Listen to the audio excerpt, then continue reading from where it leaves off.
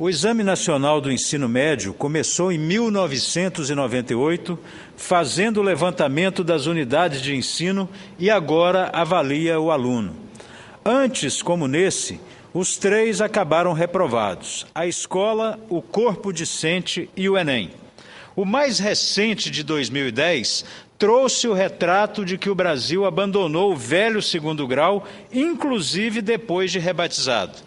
Fotografou uma moldura que circunda aulas desinteressantes, escolas caindo aos pedaços, professores desmotivados e estudantes reduzidos a preparações para se filiar nos propósitos chavistas. A meta oficial é espetar uma estrelinha vermelha no peito de cada um dos 5.400.000 que lotarão as salas no próximo mês para o Enem 2011. Vestibular é um modo falho de aferir saber.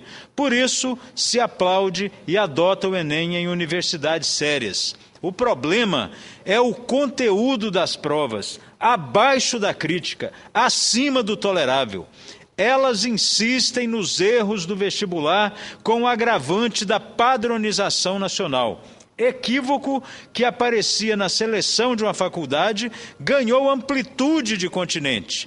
Na escala da gravidade dos desacertos, o pior é a doutrinação e logo vem o generalizar da má gestão. Antes, as crianças se submetem à provinha Brasil no 2º ano de escolarização e à prova Brasil do 5º ao 9º ano, já adolescente. Quando está entrando na juventude, o governo cerca com os salamaleques esquerdistas do Enem. Não importa a faixa etária, nos diferentes exames existe o trabalho sujo de formar consciências sob mando dos burocratas. Ideal, senhor presidente, seria que 100% dos estudantes participassem, mas as seguidas trapalhadas desmoralizaram o Enem em seu período de maior soerguimento. Pouco mais da metade se inscreve e, em alguns casos, a omissão é deliberada para evitar que se balize o quadro negro escondido pelos boletins no azul. Por não ser obrigatório, o exame esbarra nessa bagunça. A maioria dos ausentes é de escola pública, dificultando o diagnóstico. O governo tentou mascarar o horror de outra maneira, supervalorizando a redação, que seus terceirizados corrigem de acordo com as ordens emanadas. O tema da dissertação de 2010 foi o trabalho na construção da dignidade humana, com 2 textos base: o que é trabalho escravo e o futuro do trabalho. Certamente, quanto mais o examinando deitou falação contra o serviço e o tanto de suor derramado para vencer na vida, maior a nota. Pelas demais provas, é possível deduzir o que o Enem deseja. Basta fazer um panfleto contra a exploração da mais-valia. O truque para inflar os dados das escolas públicas reside também em um detalhe: o que o aluno escreve em até 8 linhas vale o mesmo que as 180 questões das 4 provas de múltipla escolha. Um representante dos colégios particulares tirou exemplo do funcionamento do estratagema do governo. Uma escola pública ficou na posição de número 571 em matemática e, por causa da redação sobre trabalho escravo, subiu para 19º lugar nacional. É ótimo que reconheçam a importância da escrita de punho e elaboração próprios, pois certifica a capacidade de intelecção. Porém, quem vai decidir isso é alguém do instituto responsável pela prova, contratado pelo Ministério da Educação, que tem total interesse em revelar que o ensino público vai bem. O tiro saiu pelo lombo de quem mandou dar. Na ressonância magnética realizada pelo Enem, o laudo da educação básica a classifica como péssima, mesmo com a ajudinha sorrateira do Enem. Das 14.247 escolas públicas, 8 amealharam 700 pontos ou mais. Repetindo, Apenas 8 em 14.247 escolas públicas obtiveram de nota 7 acima. Foi incrível o descaramento das autoridades que comemoraram a suposta alta na média do Enem de 2009 para 2010, de 501,58 pontos para 511,21 pontos. O máximo seriam 1.000 pontos. Para subir esses meros 2%, apelou-se para uma série de mecanismos, sendo o principal deles o incentivo para que as instituições de ensino superior, IES, coloquem o Enem no lugar do vestibular. Por isso, pululam cursos preparatórios para o Enem. Querem se ver livres do vestibular, repisando os vícios do vestibular.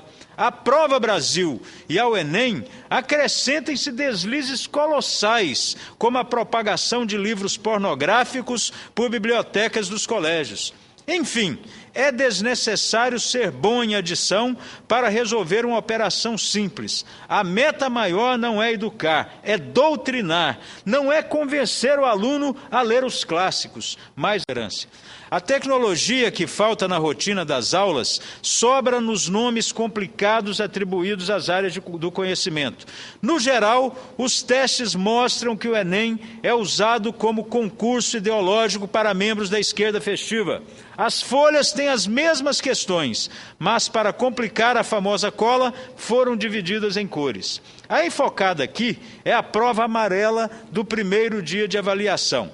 A questão número 2 clareia a linha de raciocínio do aluno ideal para o governo. A página ilustrada com um gráfico referente a 1998, com 53% do território rural brasileiro dividido em terrenos com mais de 1.000 hectares.